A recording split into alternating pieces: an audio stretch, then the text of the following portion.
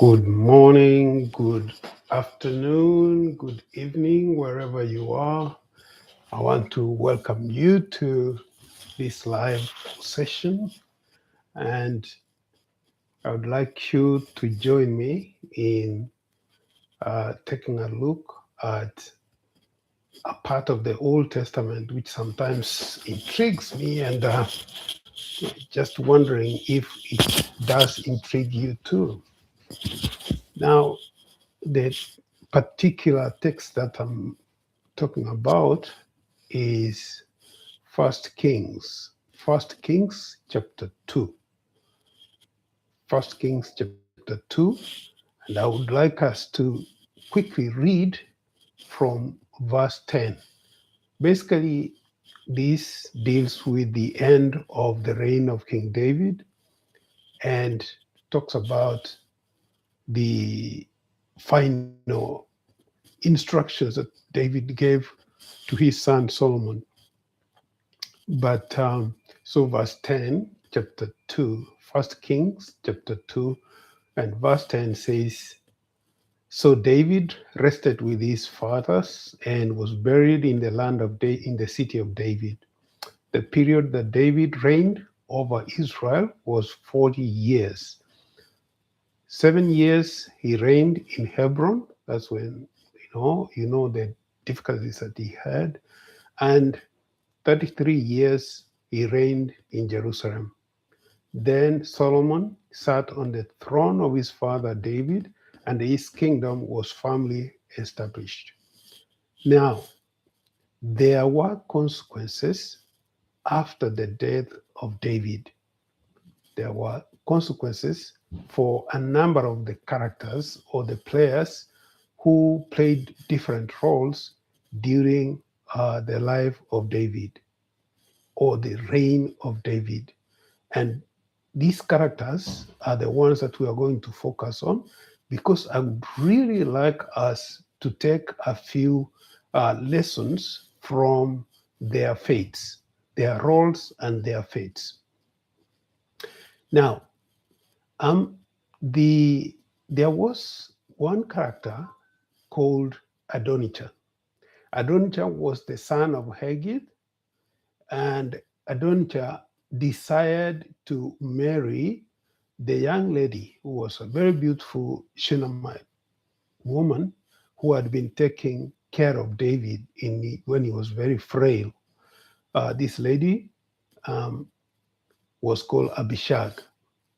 So, looking at Abishag, Adonijah said, well, how do I get Abishag? Because he wanted to get Abishag to marry. So he went quietly to the mother of Solomon. The mother of Solomon was Bathsheba, and told her, oh, I have come peaceably, but I have something to say to you. And so Bathsheba said, okay, you say it to me, that's fine. Then Adonijah said in verse 15, then he said, you know that the kingdom was mine, and all Israel had set their expectations on me that I should reign. However, the kingdom has been turned over and has become my brother's. So, for it was his from the Lord. Now I ask one petition of you, do not deny me. And she said to him, say it. Then he said, please speak to King Solomon, for he will not refuse you, that he may give me Abishag, the Shunammite, as wife.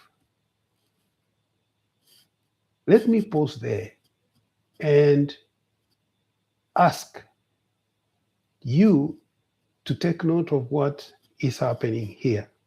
The man is laying claim to the kingdom.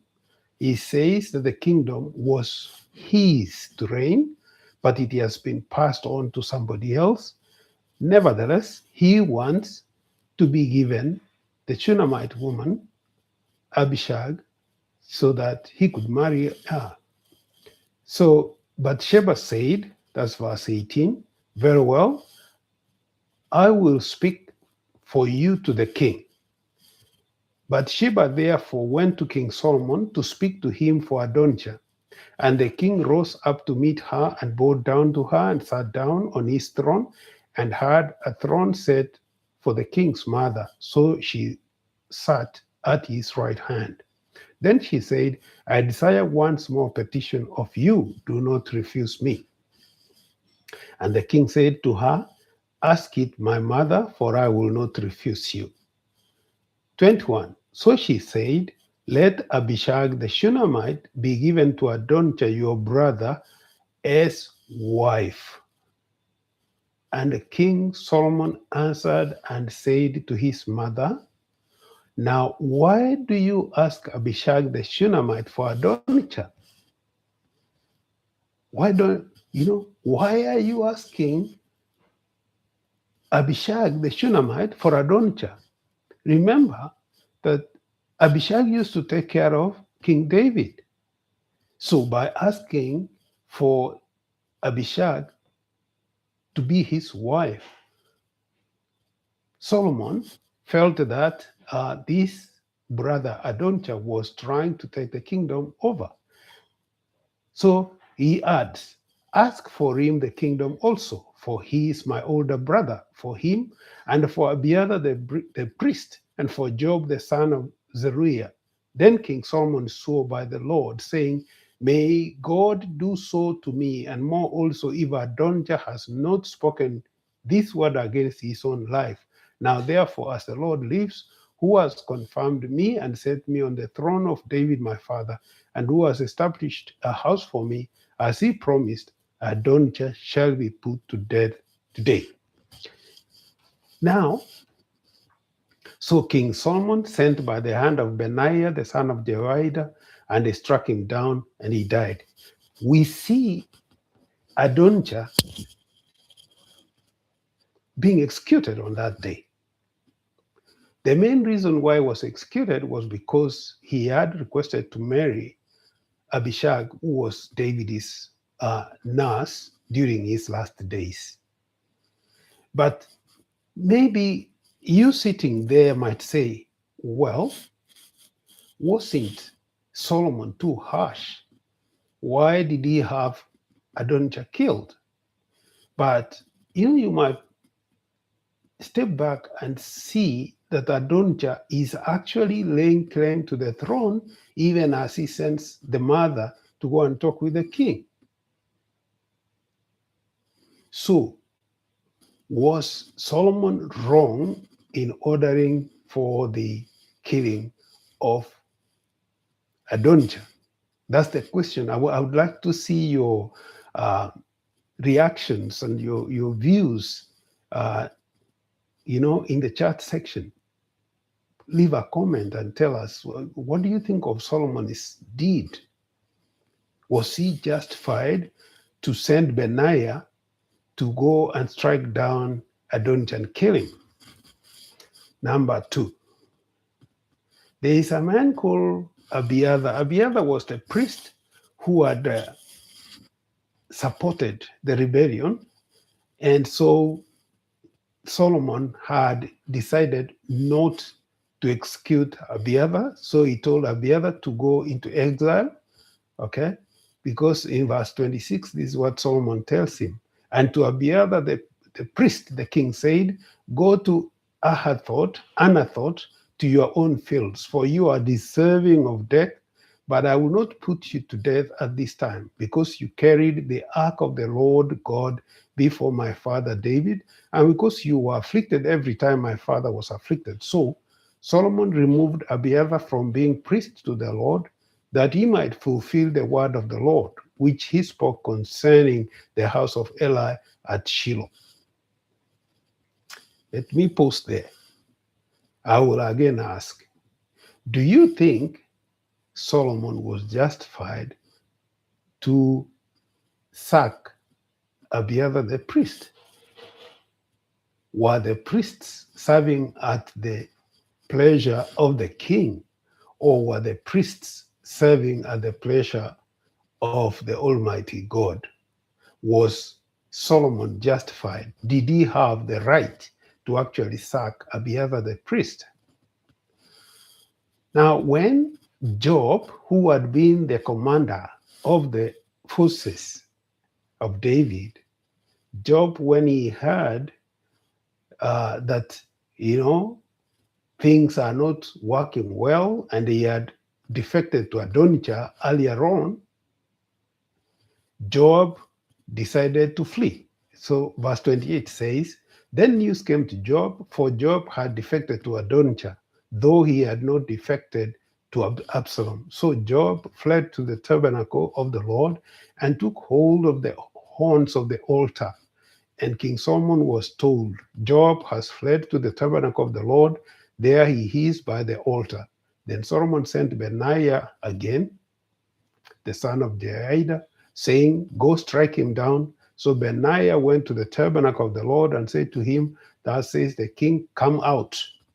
And he said, no, but I will die here. And Benaiah brought back word to the king, saying, thus said Job, and thus he answered me. Verse 31, pay attention here.